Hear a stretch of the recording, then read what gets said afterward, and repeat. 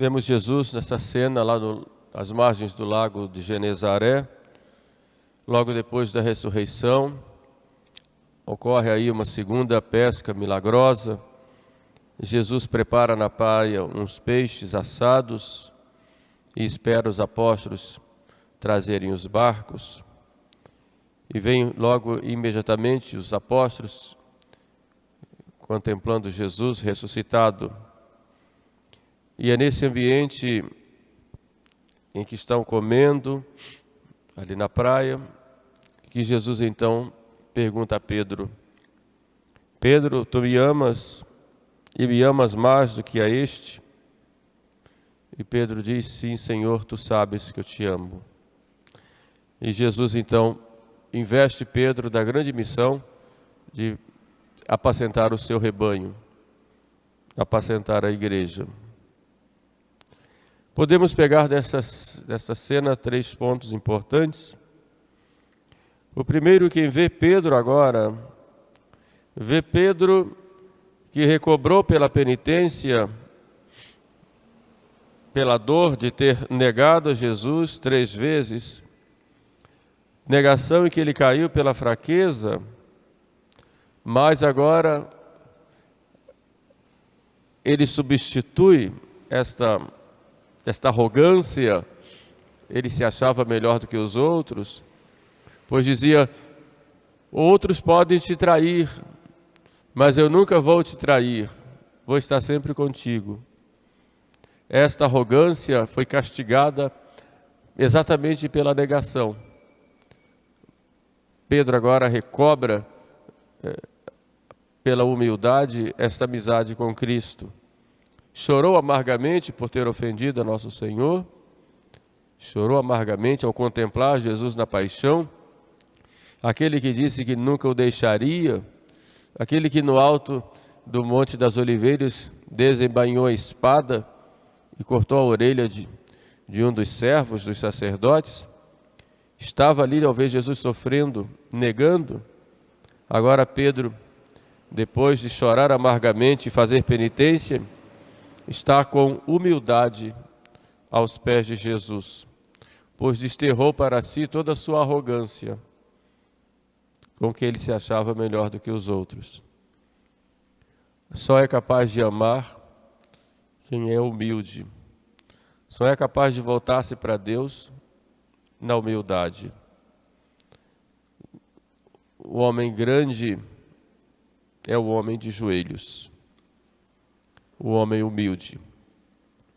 É só com a humildade que nós nos abrimos para a ação da graça na nossa vida. Aprendemos isso de Pedro. Pedro diz que o ama. Interessante que havia outros apóstolos, mas Jesus escolhe Pedro para mostrar que é com a fraqueza humana que Jesus faz as suas obras. Cristo confia a Pedro a igreja e para isso quis que ele formasse uma unidade consigo. Tu me amas mais do que a estes, mais do que estes. É o fruto desse amor que nos dá forças para caminhar no mundo. E para nós, pastores da igreja, Jesus nos chama a atenção de que nós só podemos pastorear se tivermos esse amor. Não são os interesses de fama, de projeção, de termos as pessoas próximas de nós, mas só poderemos pastorear o rebanho de Deus se nós tivermos esta unidade com Ele, como se nós fôssemos outros Cristos. Jesus então assegura a caridade para consolidar a unidade. É só a caridade que faz a unidade na igreja. Numa igreja em que a gente vê tantas disputas, como diz o Papa Francisco, tanto carreirismo em todos os graus, em todos os recantos, Por causa da vaidade humana, muitas vezes queremos deixar Cristo desaparecer para que nós apareçamos. É a caridade que vai criar a unidade. Quando falta a caridade, vem a divisão. Então nós aprendamos a ter esta caridade, esta unidade, em primeiro lugar, com a pessoa de Jesus Cristo. Que a nossa religião não seja apenas religião de casca, de ritos, ou apenas buscando fazer bonito aos olhos das pessoas, mas que a nossa vida seja uma verdadeira ligação com Deus, uma união íntima com a pessoa de Jesus Cristo, uma união íntima que nos leva a esse diálogo, a essa amizade profunda, alimentada pela palavra de Deus, vivida, e pela Eucaristia, que é esse sacramento de unidade. Meu viver é Cristo, de São Paulo, deve ser uma constante em nós. Pois se nós não temos caridade, esta unidade com Cristo, jamais teremos unidade com os outros. Um terceiro ponto que gostaria de meditar aqui, eu repito, São João Crisóstomo, grande padre da Igreja, que diz: quando Cristo quis fazer o retrato de seus discípulos e revelar o sinal que os distinguiria, ele disse: nisto conhecerão que sois meus discípulos. Como é que sereis conhecidos como os discípulos de Cristo? Pergunta São João Crisóstomo. Seria pelos milagres, pelas coisas extraordinárias, pela ressurreição dos mortos que vós fareis, ou pela pregação, ou pelas grandes igrejas, poderíamos dizer. Como é que vão conhecer que nós somos discípulos de Cristo? E responde então São João Crisóstomo: de forma alguma vão conhecer desse jeito. Mas como é que conhecerão que sois meus discípulos? E o próprio Jesus responde: pelo amor que tenhais uns com os outros, é que reconhecerão que sois os meus discípulos. Por isso, repito, quando Cristo quis fazer o retrato do seu discípulo, ele colocou aí como um sinal visível o amor, a caridade.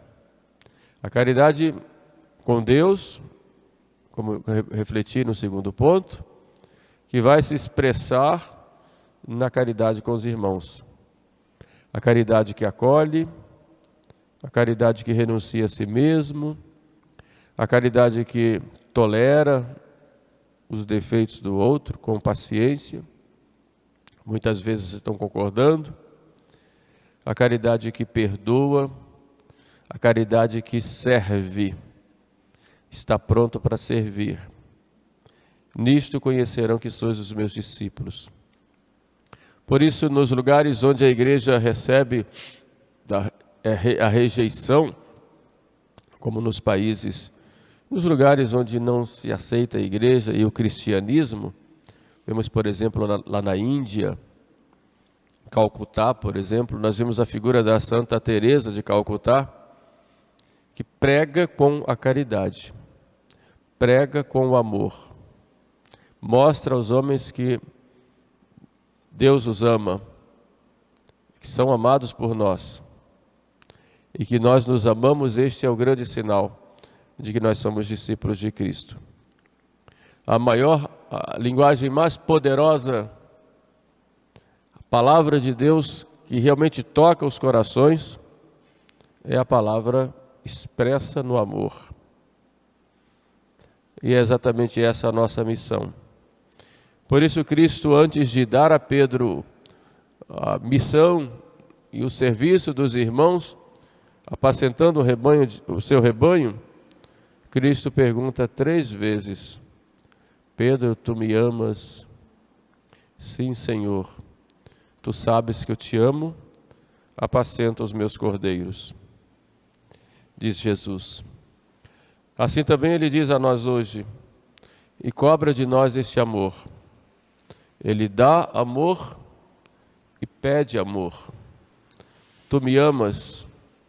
Aí nós vamos responder, Senhor, tu sabes que eu te amo, mas amo do meu jeito. O amor é um compromisso também. É tanto um compromisso que Cristo nos dá como um mandamento. Amarás ao Senhor teu Deus, amarás ao próximo como a ti mesmo. É um mandamento, fruto de um compromisso que vai se expressar em atitudes. Por isso, nosso programa de vida deve se consolidar na caridade. Peçamos então nesta Santa Missa que Nossa Senhora nos dê esta caridade por sua intercessão, ela que tanto amou e ama seu Filho e que tanto ama a cada um de nós. A Virgem da Caridade nos dê essa caridade entre nós. Amém.